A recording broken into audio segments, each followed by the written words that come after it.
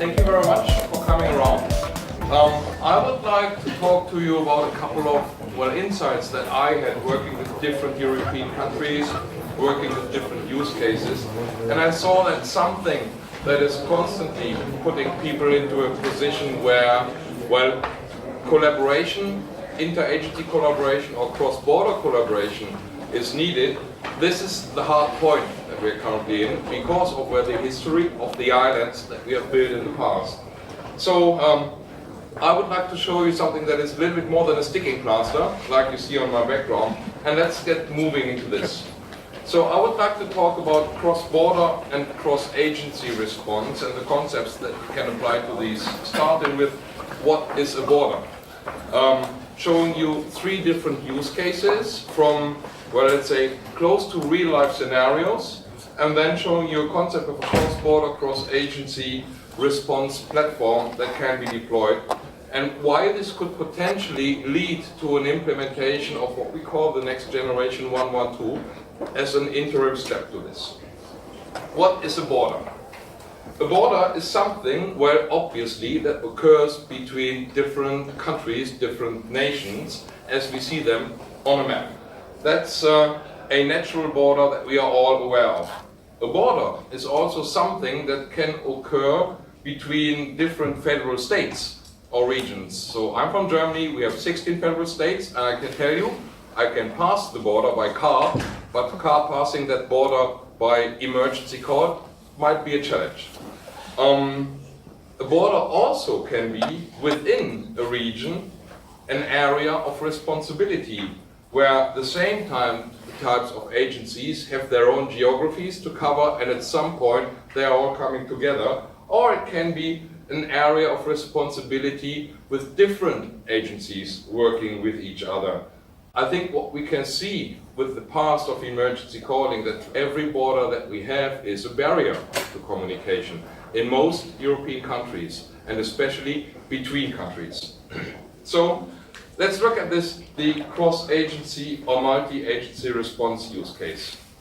The multi-agency response is occurring quite naturally whenever you have a single organization being responsible for call taking and then dispatching into the second line response services. Is not by incident that this is a UK picture. I was just using this, John, if you allow, to illustrate how we can come to a specific situation. So BT is picking up the call services for the 999 calls across the country, and I believe with their 4 contact centers spread across the country, and now we have an incident in the middle of that country. This can be a large accident with multiple cars involved, with injured persons, and probably also with a fire. So we could construct a situation where we have the first 999 caller coming in, and that person is coming to the first line contact center on the BT level and talking about the accident that they see with the cars involved. So from that conversation, there might be a dispatching decision, we move this guy to the police because, it's a car accident. At the same time, someone else is seeing the same incident, and first what he sees is the injured person lying on the ground. So he is talking to the 999 service about the injured person in a different contact center probably, then the result is being moved to ambulance services, and the next caller probably is looking at the fire, and you can see how the logic goes, is being taken to the fire services. In the end, we would probably end up with all of the services being engaged, coming from different angles, and wouldn't it be good to have a platform that allows us to work on a coherent data view, on a coherent operational picture, consistency of the case across all of the involved agencies, and probably also automating processes. Second use case. Second use case is cross-border response between countries. We have everywhere in Europe, we have borders. We have on both sides of the borders the agencies that are dealing with the emergency calls. So in my example here, it's France and it's Germany. And how do we come to the necessity of cross-border response and cross-border collaboration? It's because radio waves don't know any borders. So we might have a German person on the German side of the border but being picked up by the French mobile network when making an emergency call, and the French person on the French side of the border, but being picked up by the German mobile network. So the routing is a cross-border routing. This happens usually a couple of times a week. So in a result, we are having a cross-border challenge because, well, even if you're working close to the border, not every piece-up call taker is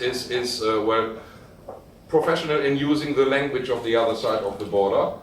So in that case, the resulting effect is we take the call, we try to take the necessary first elements in order to forward the call then to our collaboration partner on the other side of the border. So with that cross-border emergency call and this cross-border collaboration, there's a couple of challenges coming with this. Language issues, I have discussed this already. So French to German is not an easy task for everyone. And it's also about misrouting, it's also about transferring of the misrouted call. So where do I need to route the call to? This probably is an easy task because where you have conversations between the agencies that are working on both sides of the borders. But still, this is a manual process where you really hit the transfer button on your phone and you forward the call. And if there's data to be transferred, this is an oral transmission of data. Or in the best case, it's a sheet of paper that you do a screen dump from your CAD system, put it on a fax machine if it's a larger incident, and send this over. So there's missing continuity in that cross-border coordination, especially when you think about the person that is in distress. It might be in a position where the response would be faster, it would come from the other side of the border because just of the proximity of the responding resources. Well, there's different kinds of standards on both sides of the border as well, because the agencies involved have a different responsibility according to the country law. So the service is not continuous as it would be expected by the citizen. What could be the objectives of such kind of cross-border response? Cross-border collaboration objectives would be, of course, with a focus on the emergency response organizations to help them communicating with each other in order to jointly solve the case or to hand over the case, well, as needed and as desired. But probably it would also be a good idea, well, can we involve the citizen in any better way in order to become part of that cross-border response with more advanced features in here, especially when we have these situations of really someone is connected to the wrong emergency response organization across that border. Coming back to the example, what could be the objectives for a cross-agency or multi-agency response? This, of course, is a slightly different scenario, especially when we look into does the citizen need to be engaged? It is about first having a common operational picture between the engaged agencies about the situation that the call has been arising from, really knowing everything about the call as a joint approach. And then maybe secondly, if we would need to re-engage with the citizen in order to solve that there could be a chance to reach a citizen that has originally been talking to the police, also by the ambulance services, because he might have valuable information for them as well. But in that situation, probably communication to the citizen is not in the first line of interest. And the third use case, cross-border, multi-agency response. The first use case I would like to show to you as well, looking at the European Electronics Communication Code, as far as we know what it's probably going to look like right now. You might remember the ENA message from September last year, breaking news. The European Parliament did vote on something, and there have been a couple of highlights associated with this, and one of the highlights was the transnational database. So as much as I appreciate the effort of really getting the long numbers to be shared between all emergency services across Europe in order to be able to talk to each other, I would say this is something as the minimum level of cooperation that you need. You need to be able to call someone. But what about the advanced collaboration in the EECC? So this is out of scope, but it would be a natural addendum for me to that kind of scope. having voice and video conferencing capabilities between the agencies, case data transfer between the agencies, adhering to in-country laws and policies according to what the emergency services are supposed to do and whom they are reporting to, as well as looking into multilingual capabilities of real-time translation or offline translation in here. So these are the three use cases. Now, how to solve them? This is probably what is even more interesting. The approach to solve this does have to have two perspectives. One is the emergency response organization's perspective, and one is the citizen's perspective. The emergency response organizations are using different tools, different integrated command control systems, CAD systems, GIS systems, telephone systems. So optimizing collaboration and cooperation between those is one of the goals. Extending the capabilities for communications, electronic exchange of data, and cross-border, cross-agency alarming would be on the list of objectives, whereas the list of objectives for the citizens is optimizing the communication and collaboration with the agency that needs to help them, so the responding agency, in a more advanced way, especially in that cross-border situation. Thinking about, well, can we share location, detailed location information about the phone?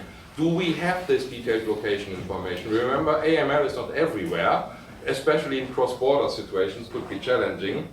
Retrieving that location information, retrieving also situational insight and situational context from the caller, and helping him to overcome the situation by sending him supportive context, sending him advisory context, what to do in that situation until the emergency response teams are coming. Common key requirements based on these objectives could look like the following, that especially for the emergency response organizations, we need to be in focus of the existing communication and integration and data scenario that we have, so ICT, IT and communications infrastructures and processes. But we can assume on the citizen side that many of the citizens, if not most of the citizens, can provide more advanced services using their smartphones. Now, looking into this, the key requirements would be, don't change the PSUBS environment in terms of products for computer-aided dispatch and products for communication, because then this concept will never fly. We can't really change anything from an outside view with the agencies involved. But expanding voice, video, and text-based communication cross-border, cross-agency, as well as assuring, in case if we have a cross-border situation, that both sides of the agencies on both sides of the borders can adhere to their policies according to what they are supposed to do, and that we have, let's say, an aggregation of policies, an aggregation layer in the middle of that gateway approach here. And on the citizen side, well, it has to be an ad hoc utilization of advanced services. An app that a citizen might use in France is probably not available to be used in Germany. So whatever services in terms of precise location or video or whatsoever we would want to use, this needs to be an ad hoc use as an addition to the existing 112 emergency call. So from a high-level architecture point of view, this gateway would sit on the borderline between the different agencies on the different countries as a cross-border gateway with the primary access for both PSUBs into that gateway, and as a secondary access having a public access for the citizen here as well. Remember, the call is in one of those PSUBs and we need to transfer this call to somewhere, and the transfer target would be this cross-border gateway and not directly to the emergency response organization on the other side. So with that kind of gateway, we are looking to provide communications and collaboration capabilities, case data management capabilities, case data exchange, transactional compliance in terms of policies on both sides, and multilingual support as well if needed in that case. Again, this was the cross-border. Now looking multi-agency, we want to really make sure that the case itself is in the center of the interest and the common operational picture. So that kind of a gateway approach could be very much the same from who is able to access this, with a clear focus on exchanging case data, with a clear focus on communication and collaboration, maybe less focus on transactional compliance and multilingual support, and as a, let's say, addition, a potential inclusion of the citizens that have been raising the emergency calls previously. So you see a very similar construct with a subset of features and capabilities in here. So how would that cross-border, cross-agency gateway look like? We have the agencies A and B on both sides of the dividing line. We have differences in technologies in here that we need to manage and to overcome, command and control applications, means how to communicate, operating resources, products, and protocols and procedures, and in terms of a cross-country approach, also different laws and authorizations of the agencies and native languages. We want to bridge between these different requirements and these different existing environments on both sides, and we are going to do this with adding our cross-border gateway capability in the middle. And that cross-border gateway capability does come with communication, case data management, transactional compliance modules, as well as an emergency application to the citizen that we would want to use from a web basis. So how could that look like, and how could we work with this? This obviously has to be some kind of a cloud-based service. I'm not saying anything about the quality of that cloud, if it's a public cloud or a private cloud, rather a private cloud service, secured because the primary users will be the agencies on both sides, but with a public access to the service as well, because we need to include the citizen. We have the PBXs, the CAD systems, the GIS systems, the front ends as well as the telephones in both public safety answering points. This is what we have to work with, and we give them access from both sides to this platform in order, well, to allow interagency engagement in here. Intuitive at a click, this is what it should be, because, well, it should not to be cumbersome for the responders, for the call takers. It should be as automated as possible so that you do not need to look up a long number for your corresponding agency that you need to communicate with, but basically saying we know where the call is, and this is the decision point, which agency to call. Basically, it could be a click and you automate the process behind, or a way of manually overriding that decision making if you explicitly know that you need to talk to one specific agency in that case. The case data management is, well, in some way, extracting information from the CAD system that has been answering the call first, location information, what service, maybe name, maybe rough information about the case itself, sending it through the gateway and transforming it in terms of data format that it can be read on the other side for the receiving piece up here, so that we can exchange case data in between. And the communication and collaboration capabilities that we're going to see here is providing both with them with a web-based application on one of the additional screens in their system that they can use for interagency collaboration in terms of a web interface. If they don't have a video communication system, they don't need to have one, because video communication in this case is something that the cross-border gateway is going to provide to them. Now this was the view into the agencies, now including the citizen again. Especially in the cross-border citizen caller engagement. This is the person that has been calling 112. You see, he's got a blue shirt, he ought to be connected to the blue agency, but he has been connected to the green agency in here. We transfer that call not from the green agency to the blue agency, but we transfer it to the middle gateway, because then the communication is accessible from both sides of the gateway. I'm not sure if that's needed, but it should be a capability. So this is how we would engage the citizen into the communication and collaboration with the blue agency in here. And once that's done, we can use well-known functions like the Avaya iLocate that we are happy to show you outside on the Avaya booth, sending an SMS out to the person, pushing a web page to that person, which is the visual collaboration interface to the citizen in need, which sometimes is very helpful, especially if we have a language issue. And I'm not only talking about the language issue between the French person being connected to German emergency services, but it could be a Spanish person on the border that doesn't have language knowledge of both of the country's languages, or the situation with refugees that we have all over Europe, speaking Arabian in many cases will result in difficulties. So we can share location, we can share pictures that they are taking, and all of this data is residing in the case management element of the cross-border gateway and is able to be connected and transferred into the case management system, into the CAT systems with a connected agency.